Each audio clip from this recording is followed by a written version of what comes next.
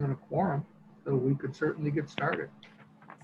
Okay, great. We would like to get the I'd like to call the meeting to order. Hello, everybody. Good afternoon. Good evening. Dave is unable to chair it today, so I will be the chair. Hope everybody's doing well. Director, can you call the roll call, please? Ken Hovey Foreman, Andrew Impastato, Here. Aaron Lewitt, Here. David Mello. Well, He said he's muted. he's muted. Lourdes can Here, take can you hear me him off. now? We can hear you Can you now. hear me now? All right. Yes. Erica Yeah, it Seitzman. did a weird thing where it said Here? I was muted and unmuted about 5 times in a row. Did we get you, Erica? Here. I think so. Levon Smith? Here. Lisette Vega? Here. Can we stand for the Pledge of Allegiance, please?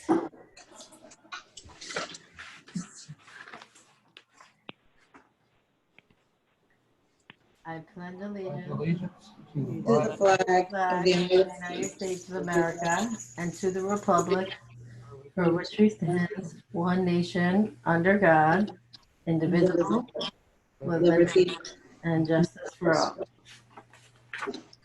Thank you. So now we're going to read the open. Oh, that's good. Can you hear me? Hear you fine. Okay, great. So now I'm going to read the Open Public Meetings Act announcement regarding notice. I would like to advise those present that the notice of this regular meeting of the Housing Authority of the City of Hoboken has been provided to the public in accordance with the provision of the Open Public Meetings Act.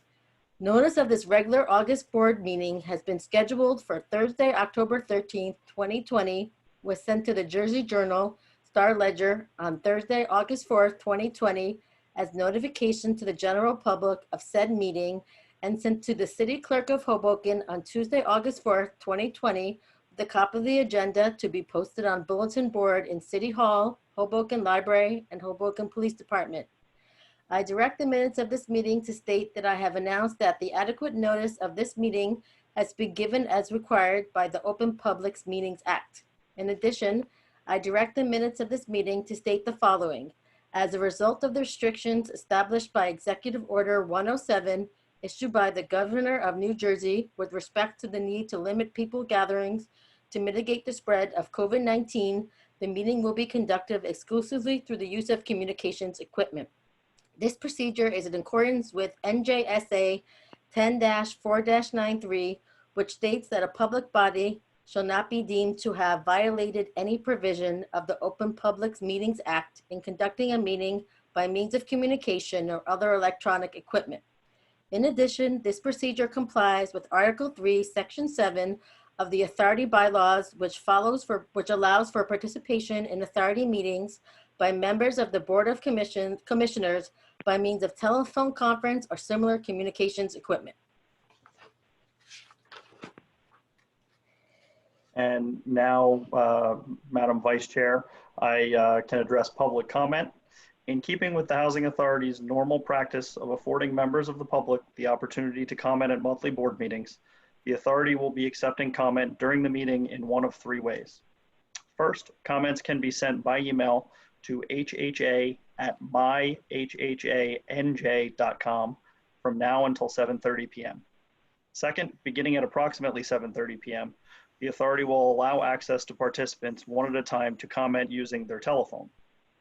Third, if you are participating in the meeting using a web browser or smart device, you can submit comments using the Q&A function, which can be accessed by clicking the Q&A icon at the bottom of your screen.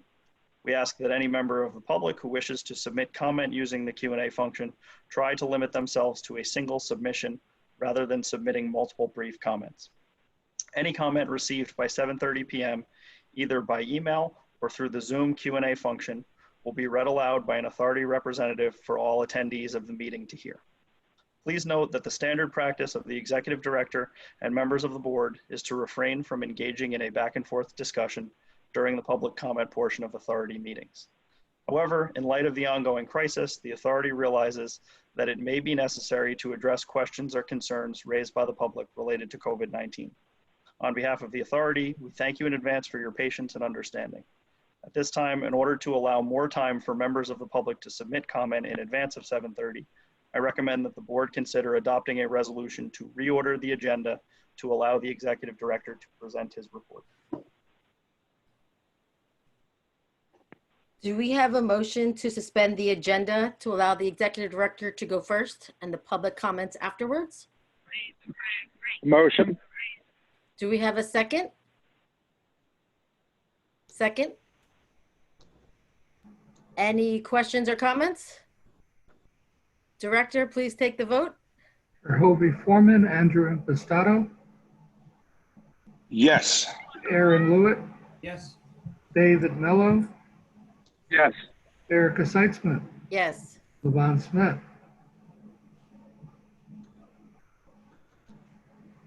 I'm not sure he heard. There you go. Yes. Lisette Vega. Yes. Thank you. All right.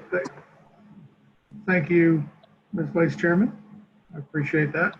I'd like to start out my report tonight with a press release statement that we released today.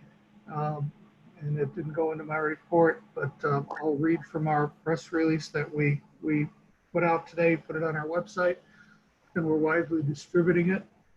On August 11th, 2020, the Housing Authority of the City of Hoboken was contacted by a representative of the Hudson County Prosecutor's Office requesting assistance in a criminal matter involving a now former employee of the authority.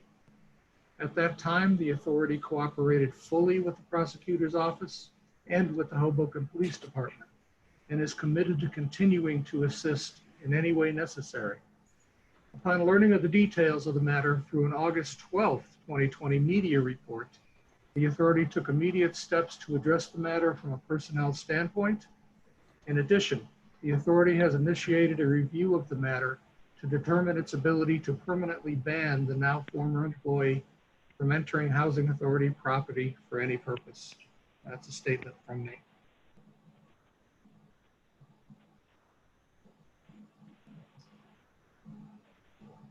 Thank you. So I'll continue with my report.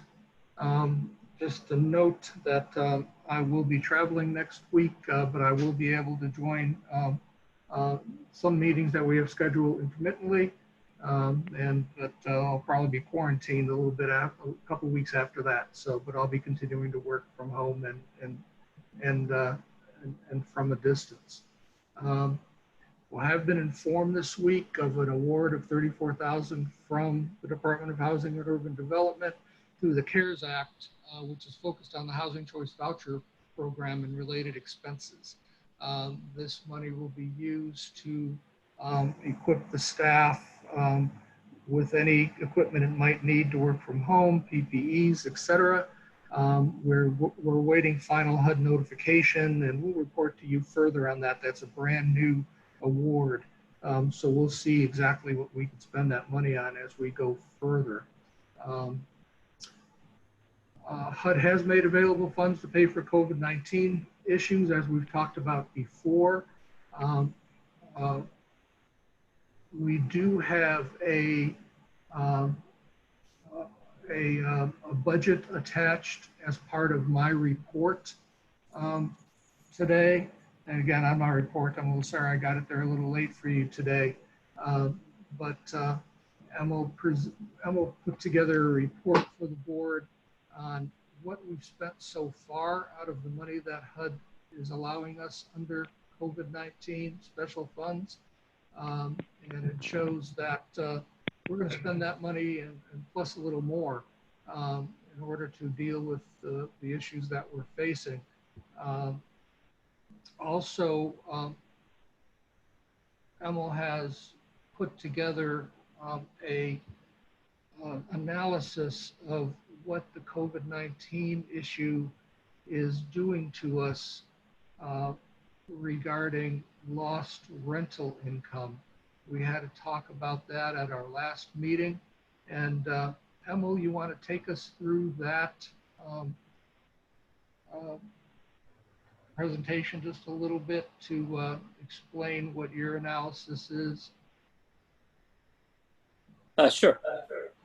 The file is labeled COVID-19 summary, and what it shows is our actual expenditures incurred to date, which includes cleaning and disinfectant, along with resident supplies, equipment purchases, and then there was the cleaning and disinfectant contract.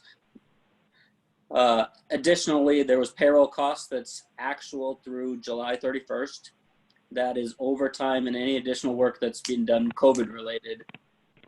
The next section shows obligated contracts, which is the cleaning and disinfectant contract that was approved at the last board meeting. There are some equipment purchases that have been obligated. We've issued purchase orders, but they haven't been installed yet.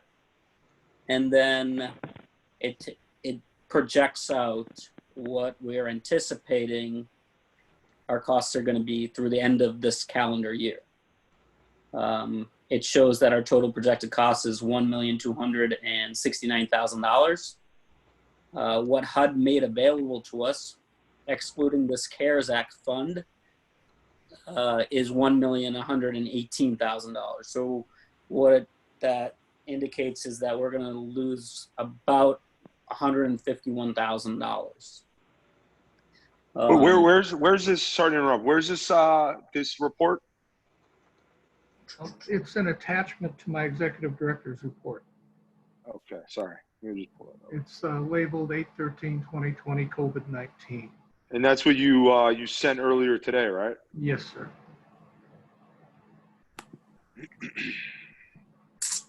So I'll give a minute, and then the second page of that attachment shows a detail of what we're projecting as the lost rental income. What I did was I looked at January and February, March rental income before this all hit. And I took an average of that, and then I looked at what April, May, June, July actuals were for rental income for each of the amps.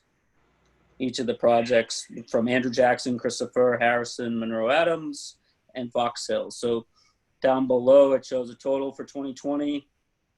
The actual from April through July is $172,000. So that's a 4-month actual, and I just annualized that for a 9-month period to come up with that $388,000 number.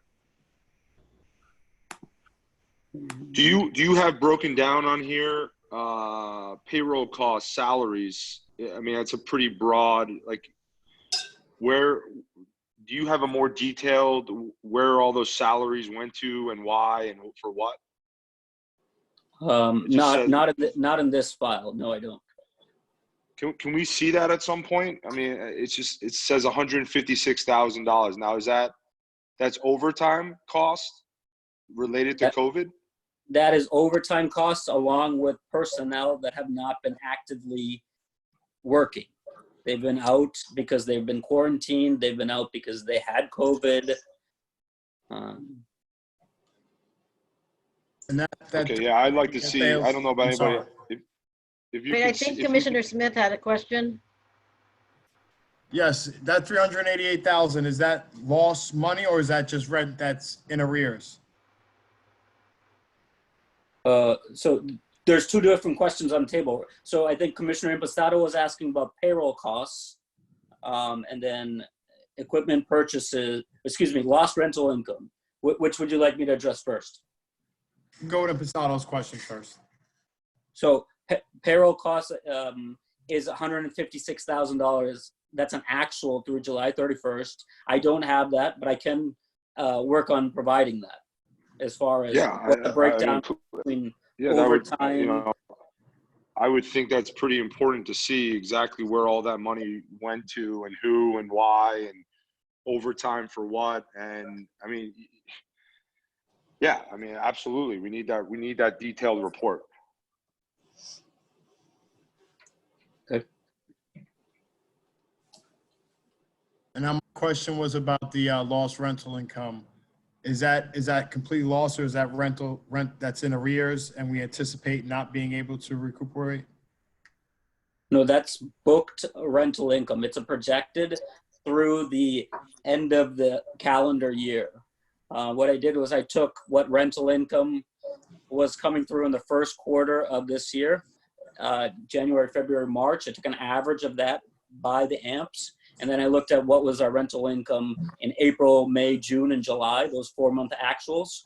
And then I annualized that for the calendar. I understand that, but that shows losses to rental income. But that rental income, is that tenants who just haven't paid their rent and who we anticipate catching up on?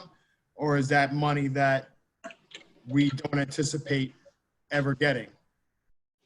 So it doesn't take into account the receivables. This is purely what we're booking. So it's based off the rent roll, and it looks at what the change has been in tenants that basically have gone in and recertified potentially to a lower rent. So it would be lost.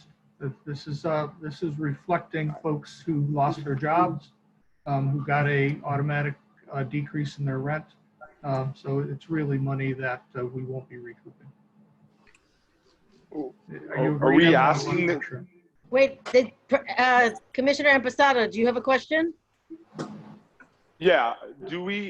Are we just saying to those people, okay, you're not paying the rent for those months, so it's just forgiven now? Or is there a chance where if they get their job back, or they find another job, they'll have to pay back that money? Well, they wouldn't pay back in retrospect, but if they got another job, they would necessarily come in and we'd adjust their rent back up depending on their new salary. But if your salary goes down here, or if your income goes down, then your rent goes down accordingly.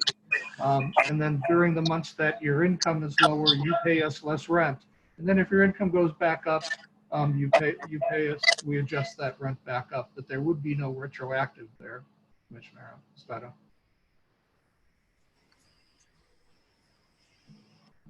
Oh man, this is pretty concerning to me. I mean, I thought when we got the $1 million from the government, we were all happy, and the thought was we need to find a way to spend all of it.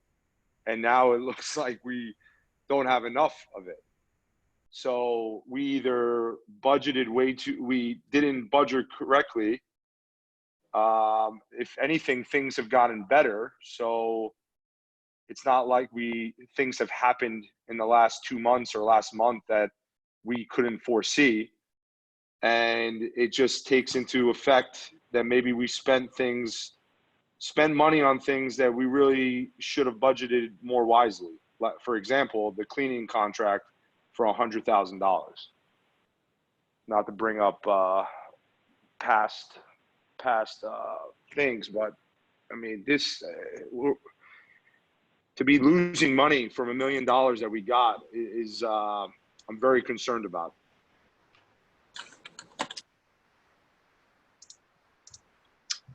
Ms. Do you have a question? Commissioner Vega? I didn't receive any of the reports today, so can somebody please forward them to me? Sure.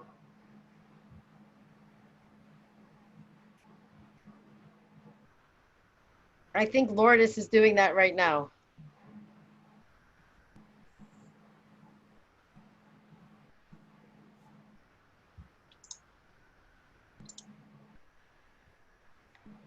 Does anybody else have a further question on this topic, or can the director continue?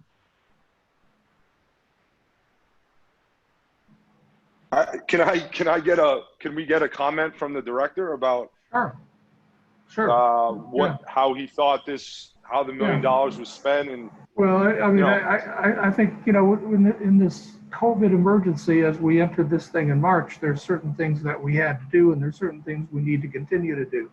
I'm not going to cut back on the staffing we put in place that is going and disinfecting our buildings, our maintenance staff, extra maintenance staff that we've put on.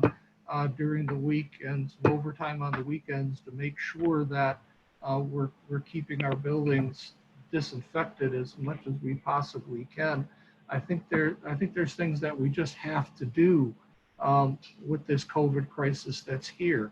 I think when this hits in March and you're rolling along, I think it's important that we keep people's safety in mind, and that's what we've had at the top of our thoughts during this whole crisis. And I think that if we get through this crisis and are able to come out the other side, even although this is not small change, you know, it's money well spent. I think our record's very good on our infection rates. The city agrees with us throughout the city. Hoboken has complimented us on what we're doing with our properties, and I think it's important that we stay focused on that because it's people's health and welfare that we're talking about here.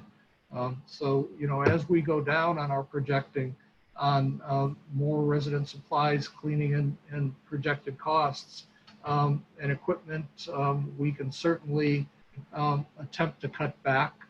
That's what this showed us when Emma looked at it the other day.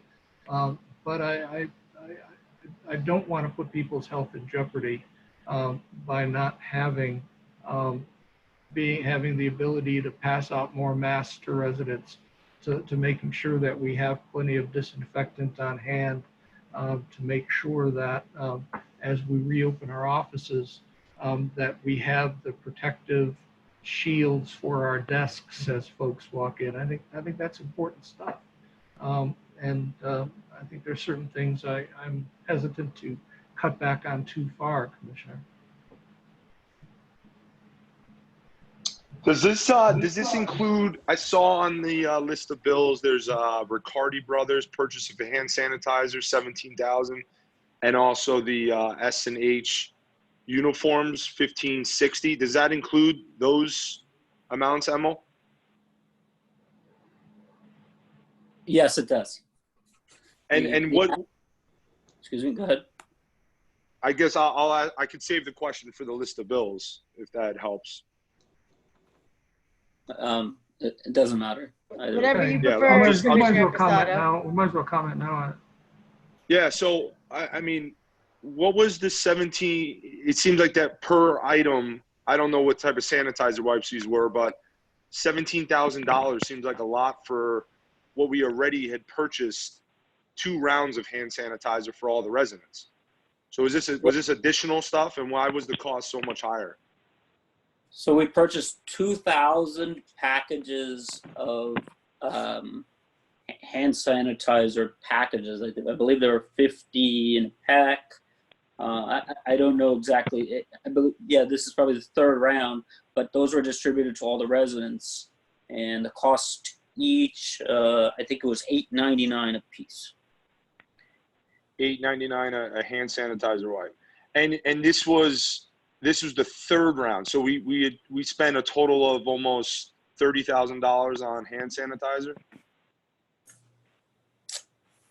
Yeah, like I can try to break it down further. Like I looked at cleaning supplies, resident purchases, and where we're at right now is $84,000. 84,000 for, I'm sorry, what was that for? So it's cleaning, disinfectant, and the resident supply purchases. But I don't have what the spend was specifically on hand sanitizer. I mean, just looking at this, if I was like a CFO of the company and I was worried that we're spent $1 million so quick, the 2 things that pop out at me are the amount of hand sanitizer that we purchased. And I know it's important, but we gave 2 big bottles that I think, I mean, for my family of 4, it's lasted 4 months. You know, for some of these other families, maybe it's less, or they're using it more, but I didn't think this should have been 4 rounds totaling $30,000 worth of. And then the second part would be that just glares out alarming. It was the $100,000 cleaning contract, which could have easily been $50,000. So if you take those 2 out, just from being fiscally responsible and being very, very sharp, laser focus on every spend, instead of just saying, hey, here's $1 million, let's get rid of it as quickly as possible, which in my opinion, I don't think we did, but I don't think we were very cautious with the money. If you get rid of those two items, you're down to where we're not losing money. So those are my comments. I appreciate, Emma, you putting this together. I look forward to seeing the staff payroll. And Mark, thanks for your comments. Welcome.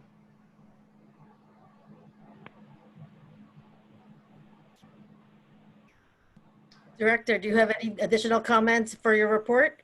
Oh, yeah, absolutely. Absolutely. We are continuing with waiving late fees for our residents. I think until, at this point, until people start getting their work back and we start getting more on a full employment strategy. I don't want to penalize residents with late charges. We are working out a reopening strategy, if you will, a phase 2 for our employees. Again, we have a lot of maintenance employees that are going into hazardous areas. We want to make sure they remain safe. So we're coming out with some new guidelines for them as we have learned a few things. On Housing for Hoboken, it continues to meet and interview planning consultants. We had hoped, I think that group had hoped to be through all of the planning consultants before this meeting, but between scheduling with the consultants and that full trustee board, there's still one more planner interview to do, and that is going to be completed next week.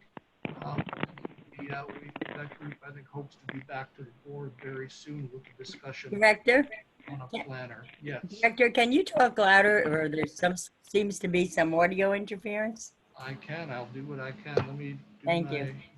thing here. The roofing work is proceeding well. Work at Andrew Jackson is essentially complete. They're finishing some flashing. CCG work is almost complete. They're working toward flashing at Christopher Columbus Gardens. We're just I can't tell you how excited I am that we're going to be going into a winter season, wet season with roofs on these buildings for the first time since I've been here. No leaks in the upper floors, lower floors. We're excited about that. We are continuing to take a look at Harrison Gardens, which is the only buildings we still have remaining that need roofs on them. We just did a infrared study this past week at Harrison Gardens to take a look at how bad the insulation is damaged. And once that result comes back, we're going to be estimating our costs on what we think a new roof will cost and making a decision on whether that could actually be added to the Housing Finance Agency contract or whether we're going to be rebidding that separately. But I do hope that by the time winter comes, we'll be able to be seeing a new roof on Harrison Gardens as well. Our backflow prevention installation is in process. We've got 5 of 7 buildings complete. That's quite a lot of work, not only by the contractor, but also by our staff. We are shutting water off in buildings while these installations are there. Yeah, I don't know if you remember that conversation. We delayed that project because I directed the contractor to go back and have no more than a 4-hour water shutoff at any given building. They were initially talking about an 8-hour water shutoff. We went back and redesigned and did a lot of building before the actual shutoff is done. And so far it's been working well. We beat the 4-hour mark considerably. That's moving along really well. 5 of 7 buildings at Andrew Jackson are done. We are now in design phase with the contractor on going over to Harrison for the backflow preventers too. Those are going to be complicated. We have still got the tuck pointing work to go at Monroe Gardens on the chimney reconditioning and a new cap. That is in the permitting phase with the city. Our elevators are actually scheduled to be installed starting August 17th, with relocation taking place this and last week. And we have started to reoccupy the units that we project we do not need for relocation now. Libya's occupied a number of them through transfers that have been waiting. But we still have a second phase of relocation to come, so we're going to be conservative in that. But we're really making progress. We're really excited to see this project starting to get past the planning phase. I think before the meeting, Commissioner Impastato had sent an email out to me regarding one particular resident who did have some problems with the relocation company. Our relocation consultant did reply on that, although it was anonymous and we're not positive who it was. You know, again, if any resident has an issue with our relocation effort or with the mover, you know, feel free to give them my cell phone number. With the relocation that happened this past week, out of, I believe, almost 10 folks that were relocated, we only had one issue that we really had to get involved with and make sure that I and the relocation consultant got with the resident and worked some details out. But I think the resident was happy by the time we were done. I think Commissioner Impastato was involved in that one on this past Saturday. I think it was Saturday. But overall it's going well, but there could be some hiccups here and there. I'm overall impressed with the relocation consultant representative. She is on site. She's talking to every resident every day. She's following up with them after that. We are asking if there's any issues we can have that we could resolve. So we've got our ears open, and my instructions to staff is that any resident that has to be relocated, we are there to serve them. We are there to make their transition easier, and anything we can do for them, we will do. Commissioner Impastato, did you have any other comment on that? Yeah, I do want to say there was that one hiccup with the resident that reached out to me, and it did seem like, obviously, I don't know the full body of work that this lady and the company is doing. It sounds like they're doing a great job, but this particular episode was kind of frustrating to hear about, changing the time of the move the night before and just not being communicated, you know, and then moving into an apartment that was broken and different things were broke. I do want to commend Mark for, you know, Saturday morning, like 8 a.m. I got a text. I text Mark. He responded immediately, got on the phone with the resident, very clearly evident. You know, he's just very proactive about it, and I appreciate that. I think these things, little things like this are going to happen. Yes, the resident was very frustrated, but it seems like the big picture, everyone is getting into their apartments. The other thing I want to make sure that the resident mentioned that his moving truck was being shared with another unit. And obviously I know you know this, Mark, and I'm sure the woman running it knows it, but during COVID-19, we don't want anybody's belongings to be intermingled on a moving truck, right? Yeah. Yeah. There's so two that's the things only that are comment done. I have. Yeah. There's two things that are done regarding that. Is that once a resident's belongings are put in the moving truck, there's actually a seal that's put between theirs and anyone else's. They actually seal that off. So it's not like things are intermingled.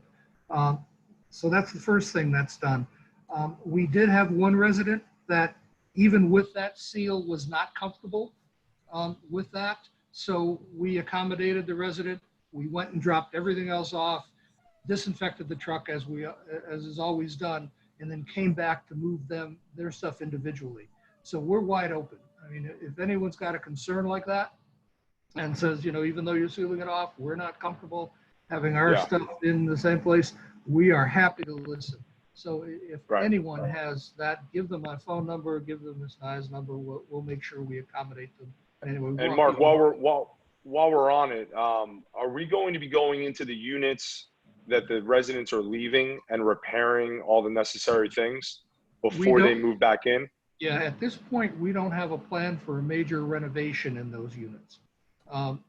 the residents are being allowed to leave whatever furniture that they have, but we do not have a capital fund budget to go in and do comprehensive modernization in those units. The money's just not there for that. Okay, and the residents know this, because that's another question I've been getting, is that, hey, while I'm out of my unit, you're going to be going in and fixing the things that are broke, right? So the Yeah. answer is no. Yeah, I surely haven't heard that. However, I would be clear that anyone on this call or my staff as well, if somebody has a consistent problem, whether they're living there or not, we'd be glad to go in. And if somebody talks to us, maybe I'll talk to the relocation consultant about this, to do a post-move inspection to see if there are some things we can do in an apartment if there's any consistent issue. Yeah, like little touch-ups here and there, yeah. Yeah, we'd be glad to. But again, I don't have the money to go in after the move and do a comprehensive modernization on those units, as we've done on the units that they've been waiting to get transferred into. As many folks know, we have done what can only be called a comprehensive mod on the vacant units that folks are being moved into. We've done new cabinets, we've done new walls, we've done a lot of new work.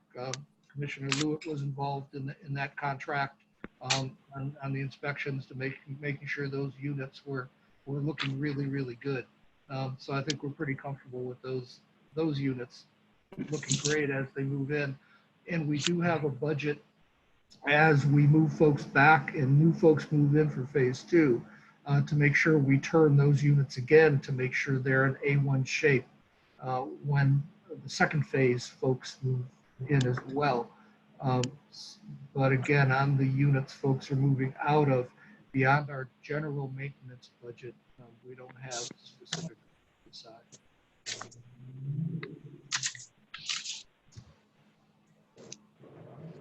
All right.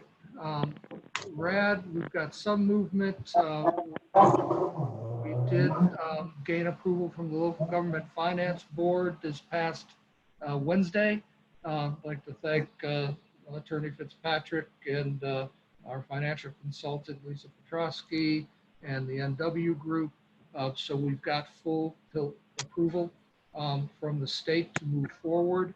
We are working on the very final submittals to HUD and to close the financing. So I would like to say 30 days, 32 days, but you know, when you're closing a loan like this, sometimes things might go a little longer, they might go a little shorter, but we still think, and I know we've said this before, we still think it's going to be somewhere around 60 days, maybe October sometime, but until the dust settles on the actual loan. We did have a little hitch that the financing institution had a change in ownership that took effect just this week. Had nothing to do with us, but an overall buyout and change in ownership. So we are having to review some of those financial terms with some new folks that came in.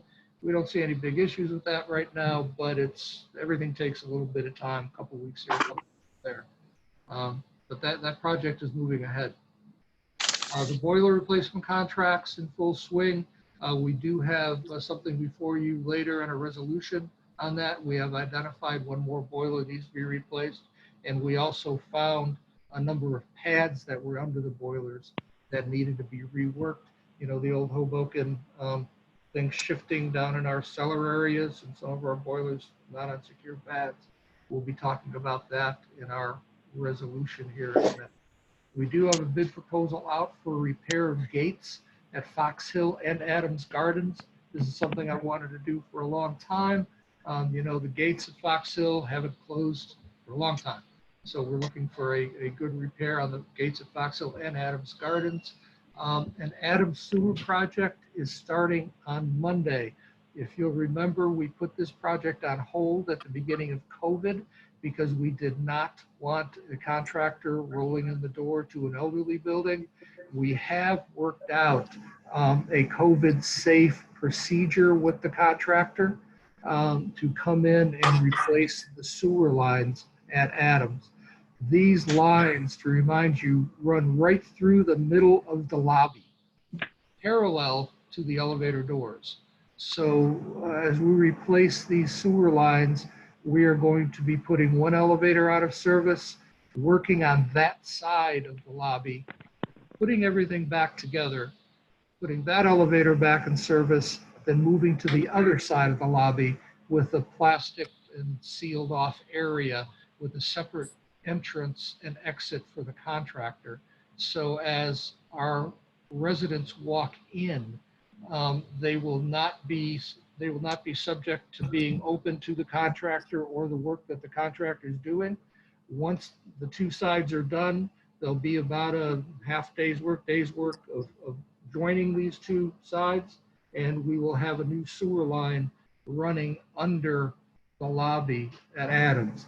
This sewer line has given us problems for years. We are currently routing out that sewer line every day. We've got a maintenance crew there routing out that sewer line to keep it from backing up over at Adams.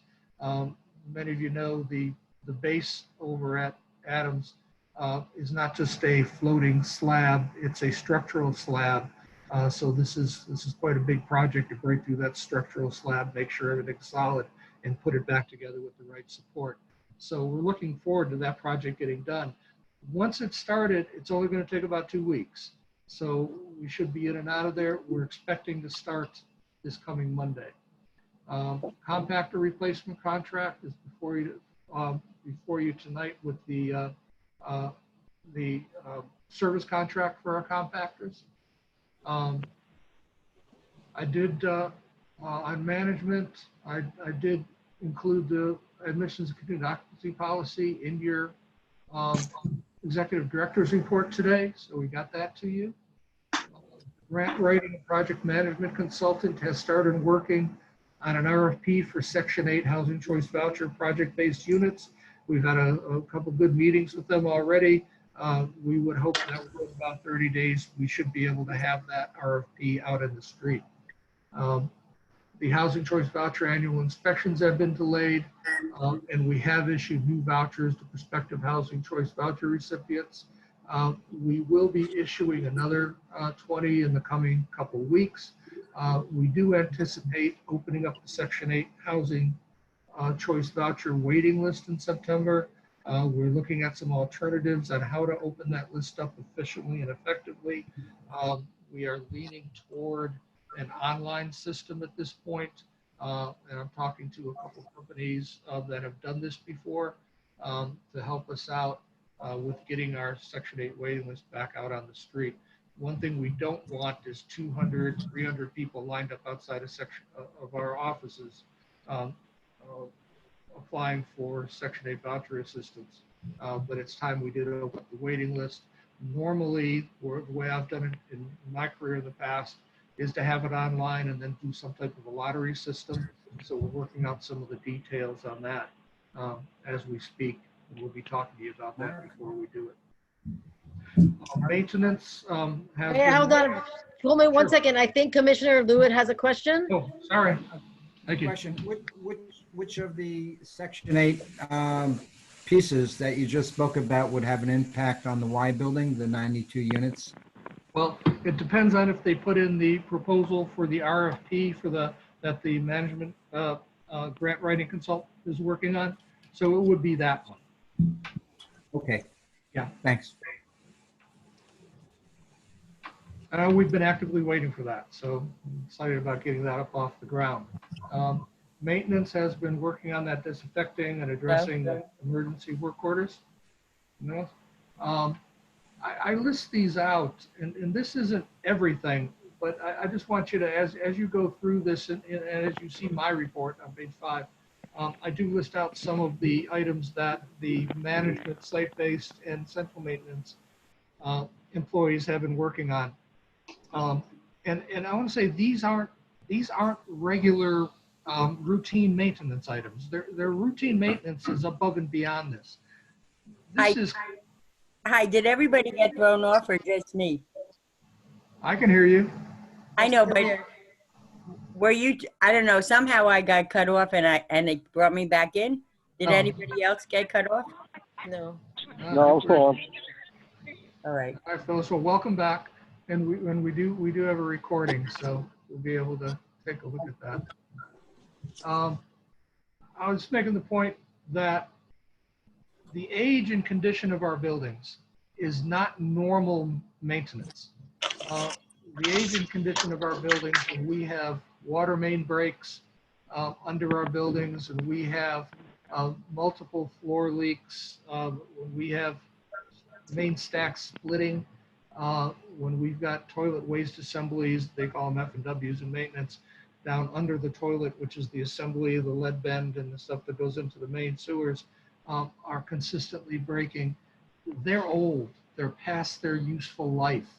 And just this list is an example of what our maintenance department is dealing with in-house on a daily, weekly, monthly basis.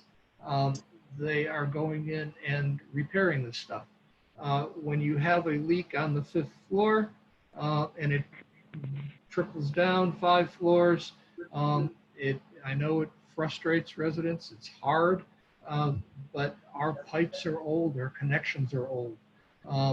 We've got plenty of pictures out there that would almost make you didn't take your breath, because the pipes are just so bad inside those walls, which is why we really need to take that long view and push for comprehensive renovation, redevelopment, at our properties, because these are basic system issues that suck up our time, suck up our energy.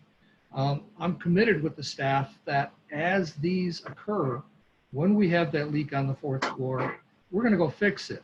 And then we're going to go fix the 3rd floor. We're going to fix the 2nd floor, 1st floor. But those are things that under a building that's 10 years old, 15 years old, been maintained better over its many 60 years, don't occur. These aren't things that HUD funds you for. These are things that we're sucking up into our operating budget over time. So I just want to make that point, that I put these things down to show you that our staff is out there working and dealing with some real issues with the residents in their units. These are big projects. Fiscal year ending 2019 audit has been delayed. Emil, any news on the audit process? It has begun remotely. Typically, they would have been on site. They're working on it. They will still be coming into the office. I don't have an exact date on it, but they'll be coming in as far as compliance testing, reviewing tenant files, reviewing disbursements, that type of thing. The deadline for submission is December 31st. Thank you, Emil. And we have received those bids for the software system. The procurement committee will, I hope, be meeting this month to start consideration of the software system. The software system is kind of analogous to our water supply, our elevator, our boiler systems. It's antiquated, it's leaking. Our software system is just plain awful. And we've been trying to get this replaced for 4 years now. We have the money set aside in this year's capital budget, and we're going to discipline ourselves. I'd love to spend that money on some other issues, but we just have to update our software systems. It's just too old and non-functional. So we hope that with any luck, if we can get everyone together for the interview processes, that maybe by September we'll be able to have a recommendation in front of you. And resident services, I already mentioned the COVID-19 resident services. I did include in my report, my resident services report. I see Mr. Daniel was on the line. Does he have anything special to say, Daniel, that you want to point out? Thank you, Director. I just wanted to quickly highlight the amazing support that we continue to receive from the Hoboken Food Pantry. As you know, early in June, they have moved from a crisis approach or method to more of a pseudo food pantry methodology, where now they do distributions twice a month during the summer, and their last day will be August 20th. 10 a.m. to 2 p.m. here at the courtyard. We don't have a full schedule yet, but Tony mentioned to me that they're working on a full schedule. The food pantry also continues to work with the city to be able to also do kind of like the special food deliveries and special food distribution, such as hot meals and also some fresh produce that they're getting from the county. So we continue to get those in. Thank you to Leo, Human Services, and the work that the city continues to do in cooperation, in conjunction with the Hoboken Food Pantry. So I'm really excited for the partnership there. Another thing that I wanted to share is also that the city of Hoboken, in order for them to, enhance and continue to connect with our community, they have scheduled at the Mama Johnson Field is something called HHA Fun Fridays, where they have a number of different activities on Fridays for our HHA community. Now, this is something that the city has decided to do to be able to support the residents. And this is part of their shared services agreement, meaning that those hours actually belong to the city, but they decided to do something great for our residents here. So one of the events that I want to highlight is for August 28th. They're having a back to school barbecue beginning at 4 p.m. With Councilwoman Vanessa Falco, who's also joined in support the Hoboken Housing Authority families in conjunction with the city. So thank you to the city of Hoboken, Human Services Department, the mayor's office, and of course, Councilwoman Falco and others involved in bringing some fun during this crisis to the HHA family. And this is Fun Fridays. Fun Fridays are from 7 p.m. to 9 p.m. But the event that I want to highlight is the barbecue, August 28th, starting at 4 p.m. at the Mama Johnson Field. So thank you for that. I also want to quickly highlight some of the nonprofit activities that we have at the Housing Authority. The Community Lifestyles continue to have their summer camp. The last summer camp day is August 21st, which is next week. And that camp runs Monday through Friday from 9 a.m. to 12 p.m. at the Mama Johnson Field. They have been doing some great work. So thank you, Community Lifestyles, for supporting our families. Additionally, we have the Boys and Girls Club with their basketball league. Our basketball league ends August 21st. We're hoping to do something in conjunction with the Boys and Girls Club to celebrate that basketball league. Details are still to come, so I'll continue to update the commissioners and resident services on those events and also our community as we plan to do something for August 21st and kind of close out that basketball league that the Boys and Girls Club have been putting together Monday through Friday at the Marshall Drive basketball court. So thank you to the Boys and Girls Club for working with the Housing Authority families. Miles Square Church has also begun to do their engagement at Christopher Columbus. Their first barbecue was on the 8th, and their next barbecue event is going to be September 12th. So we thank Miles Square Church for continuing to support the residents of Christopher Columbus. And the karate program, Amazing True Society, which has been at the Housing Authority for over 10 years, continue to support our families. And they're going to come back August 28th from 9 a.m. to 1 p.m. They're going to be using the Mama Johnson Field in the morning between 9 and 1. And they're also going to hold a barbecue outside the Mama Johnson Field beginning at 9 a.m. So our families are invited, of course, to participate in that event. And that's the Amazing True Society karate program at the Housing Authority. Also, we have been working on bringing activities and programs to our seniors and families. We had a barbecue on Fox Hill last Friday. I want to thank Commissioner Seisman for always joining our activities and programs. Thank you. And also Emily Jabor, who also volunteers with Commissioner Seisman. So thank you so much. Our next event is going to be tomorrow. We're going to be at Adams from 11 a.m. to 1 p.m. On the 21st, we're going to be at Monroe, celebrating with our seniors barbecue, grab and go from 11 to 1. And on the 28th, we're going to be at Christopher Columbus celebrating with them as well. Another thing that I wanted to quickly mention is something that, thanks to the efforts of Angela Cares, Angela McKnight, Assemblywoman Angela McKnight from Jersey City, working with Assemblywoman Annette Chaparro, they did a special grocery distribution to the residents of Monroe Gardens, providing groceries to every resident last Saturday, thanks to some funds that they received. So thank you, Angela Cares and Assemblywoman Chaparro, for continuing to support the residents of the Housing Authority.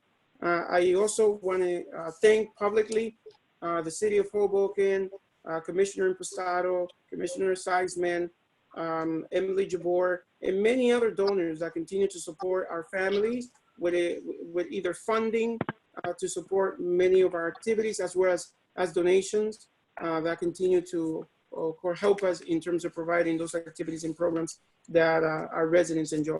So thank you so much for all of our community partners, including Hoboken Family Alliance, who continue to provide services, support, and program through the grocery program to many residents at the Hoboken Housing Authority. So thank you so much, Director, and that's my report. Hey, Daniel, this is Commissioner Impostado. Just one quick question, if I can. Is there a reason why you didn't reach out to get funding for the barbecues? Oh, I'm sorry, we did actually. We do get, instead of getting funding, we're actually getting them sponsors. So the next two barbecues, actually the next 3 barbecues are going to be sponsored already. So because I saw on the list of bills there was like a couple $1,000 or $1,000 spent for the barbecues. Just curious. We received those were the ones that we actually had back in July. So we received not much, including your donation or the donation that you were able to secure for $500, and then like another $200 donation. I wasn't as diligent in getting, other donors to provide and support, those. But for these upcoming barbecues that we have, the 14th, the 21st, and the 28th, they actually have all been sponsored. In addition to that, we also receive new grills because we have to rent grills for all of these events. So we actually received donations of new grills that we picked up. Okay, yeah. Great. Okay. Yes, thank you so much. Yeah. Just stay honest. Stay honest all. If you like I said in the last meeting, you can't score if you don't shoot. So just ask away, and we'll plug our contacts and see who's out there to give some funds. Thank you so much, sir. And also I want to say that I'm working with Commissioner Seisman, and I have a list of items that I need to send her. And, perfect. Send it to everybody. I appreciate it. Thank you. Thank you so much. Thanks, Danny, for all you're doing. Thank you, sir. Thank you, Daniel. Great job. That concludes my report. Great.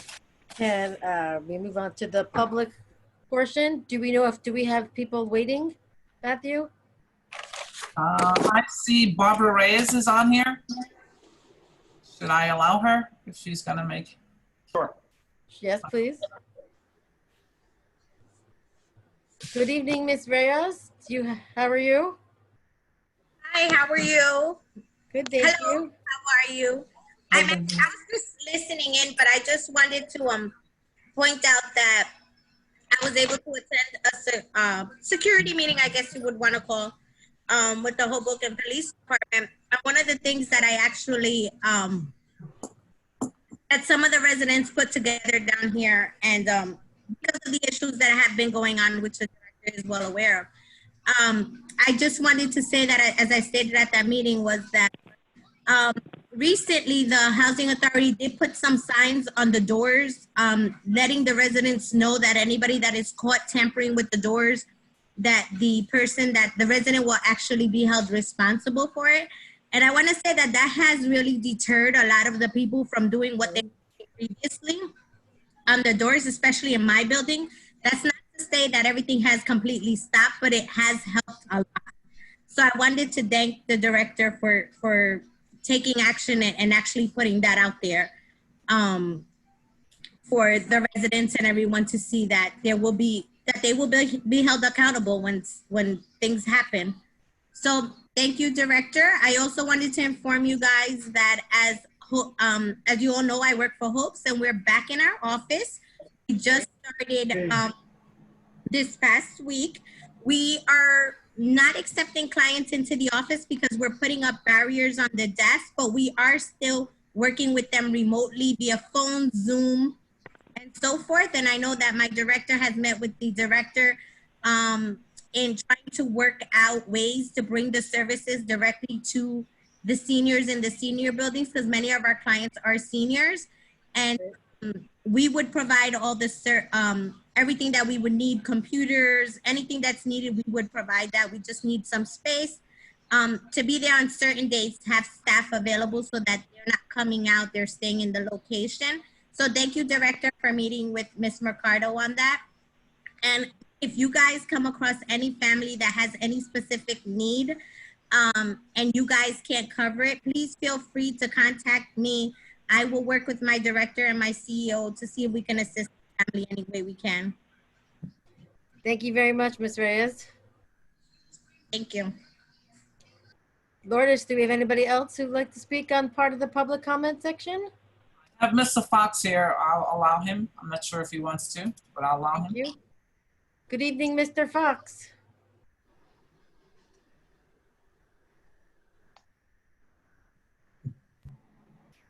Yes. Yeah. I believe Mr. Fox is muted. He's still muted. Okay. Nice. Is that better? Yeah. Yep. You're on. Okay. Well, just very happy to see the New Jersey Housing Mortgage Finance Agency program moving along and replacing the elevators. And so you have that savings in your operating budget. And hopefully that money can be plowed back into the heating plants, which I believe the director is doing. So it seems to be going along very well in the construction phase now. Thank you. Thank you, Mr. Fox. Have a good evening. Thank you. Lourdes, is there anybody else? That is it. There's no one else. No emails, no chats, no Q&As. Okay, so do we have any reports of the committees, Mr. Director? No, I don't think there's anything that we haven't gone over yet in our report. Do we have any unfinished business from last meeting? Can I make a comment about the way we're doing the resident services committee? Sure. Sure. Yeah, please do. That'd be a good update. Yeah, so I read an article, it doesn't matter where it's from or who said it, but the article recommended that meetings are getting to the point where sometimes they're a waste of time and you can never understand, or unless someone takes notes, you can't look back and understand like what happened at the meeting.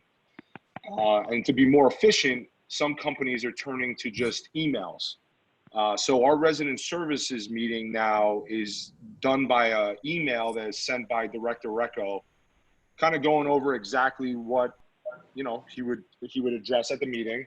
And then if anybody has any questions or remarks or comments, they just reply all to the email. And then if you want to look back in 2 months or 3 months or a year at those meetings for what was said and the notes that we talked about, the subject matter, you have everything right there. So I don't know if other committees want to take that and start doing that. Maybe we can have more committee meetings and address more issues that way without, handling everyone's very busy schedules. So it's kind of, you just respond whenever you can, and you read the emails when you get some free time.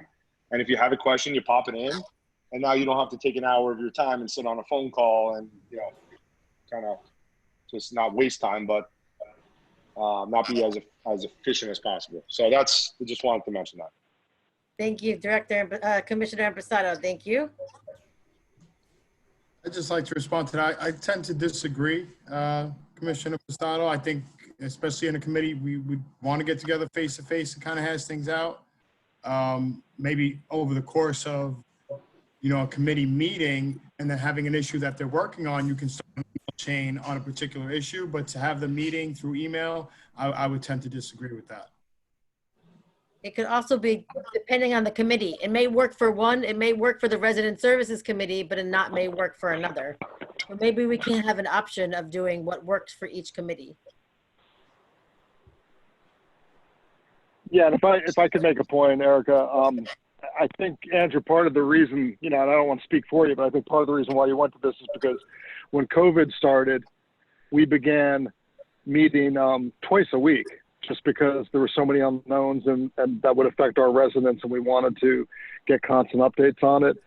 And I'm guessing that that's part of the reason why you switched to this, so that we could still have that sort of constant contact and periodic updates, but without it having to be a phone call or, face-to-face every time. And that was part of why we went to this. Am I correct in that assumption? Commissioner Impastato. Yeah, sure. Yes. Yeah, I think we had gotten to know each other so well on those meetings, and we were dealing with so much business that as we got our feet on the ground and got to know what issues were out there, I think that was a natural progression for that meeting to move over to that email. And I think if that group at some point says, oh, we better get together for a face-to-face, that can certainly be done there too. But that group really was intensive in knowing each other, knowing the issues. And I think, you know, committees have a life of their own and a maturity of their own. You know, as a committee starts, you're at some level, and then as you're working through issues and you're starting to work through those, I don't think I've ever been part of a committee with the COVID crisis that we all work so closely together, meeting twice a week on all of the issues, and the commissioners gave so much to that committee just because of the workload and the emergency nature of getting through this pandemic. That by the time we got to more of a leveling off spot, that it was that I think Commissioner Pistato's suggestion for that time in that committee was just excellent. And I agree with you, Commissioner Pistato, that it's really working. It works for me too, because it's just great to be able to keep track of everything that way, and we have that good record. But again, like Commissioner Seitzman said, every committee's unique, and every committee, I believe, is at a different stage. Some committees need to meet face to face. Some may not need to do it so often. So thank you. Okay. So moving on to resolution number 2020-0801, resolution of the Housing Authority of the City of Hoboken to approve the meeting minutes for July 13th, 2020 regular board meeting. Do I have a motion?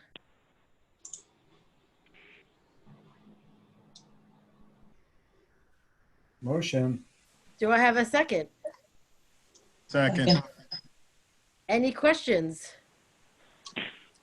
Director, please take the vote. Ovi Foreman, Andrew Impastato, Yes. Aaron Lewitt, Yes. Dave Mello, Yes. Erica Seitzman, Yes. Levon Smith, Yes. Lisette Vega. Yes. Okay, great. So moving on. Resolution number 2020-0802. The resolution authorizing the payments of the monthly list of bills for the Hoboken Housing Authority. Do I have a motion? Motion. Second? Second. Any questions or concerns?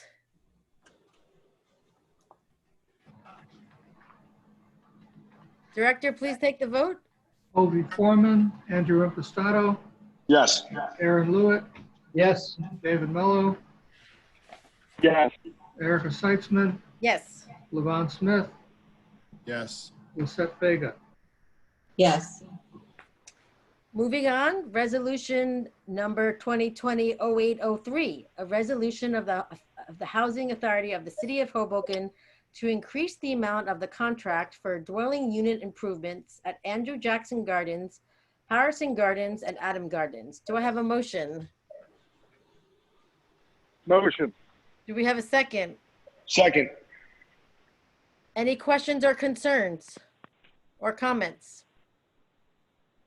I might say that this will completely, Emma, if I go too astray, pull me back in, but this will completely close out our contract with Geocon contractors who worked with us on putting the big push for comprehensive repairs to our units, getting them ready for the relocation effort. It gave us an opportunity here to go into these units and really completely transform the units. It gave us an opportunity to go in, do new cabinets, do new walls, upgrades, make sure these units are in excellent shape. So in the end, you know, this was a really good project. I think it worked out well. And what this reflects is kind of the final tallying of changes that we wanted to make. If we found a wet wall that wasn't in the contract that needed to be rebuilt, or a bedroom door lock, something that wasn't in the contract, and accumulates up to that amount of $23,648. This was a just about a $1.3 million contract. Any other questions or comments? Director, please take the vote. Kobe Foreman, Andrew Impastato, Yes. Aaron Lewitt, Yes. David Mello, Yes. Erica Seitzman, Yes. Levon Smith, Yes. and Lisette Vega. Yes. Resolution number 2020-0804, a resolution of the Housing Authority of the City of Hoboken to increase the amount of the contract for 14 boiler replacements. Any questions or comments? Need the motions first. Oh, sorry, beginner's luck. Beginner's, No worries. my apologies. Do I have a motion? Motion. Do I have a second? Second. Second. Now we can say any questions or comments. I had made reference to this earlier when I was going through some of my presentation. This is a change to the contract that's replacing 14 boilers this summer.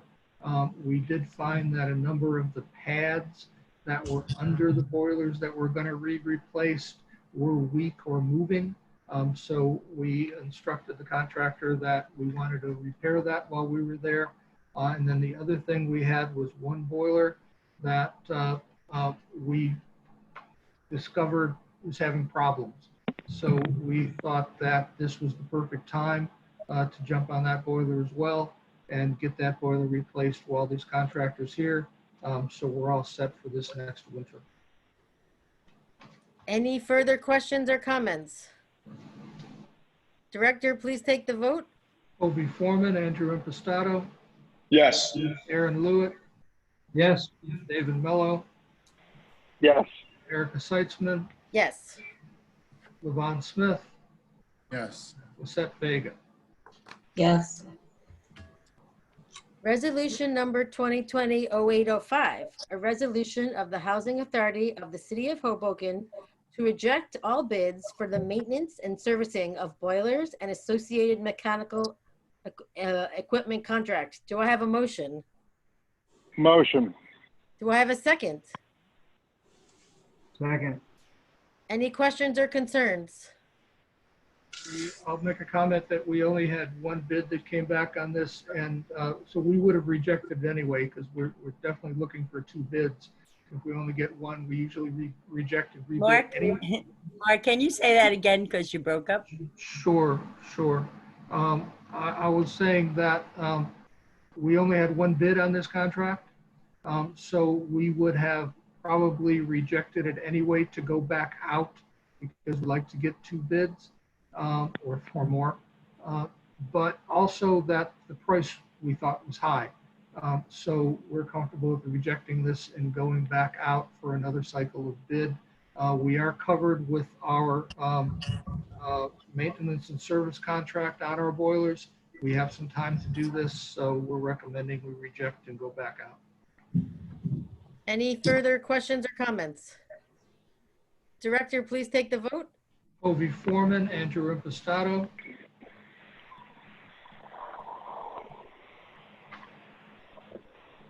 Yes. Aaron Lewitt. Yes. David Mello. Yes. Erica Seitzman. Yes.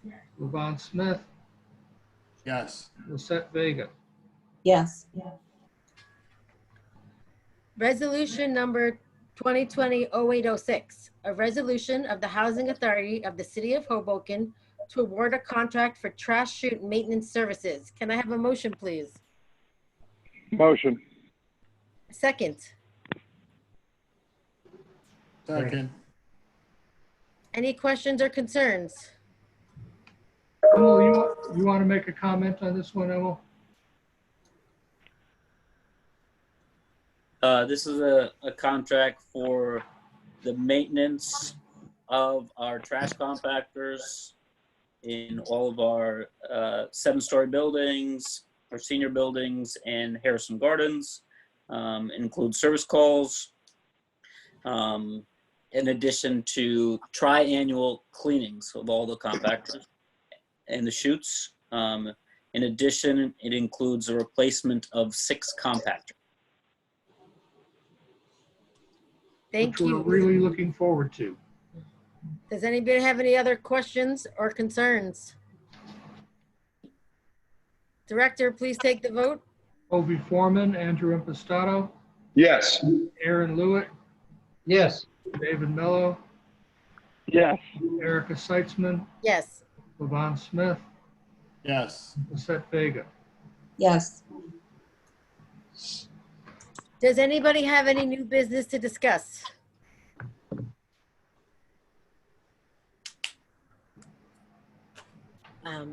Do we have a motion to adjourn? Motion. Do we have a second? Second. Director, please take the vote.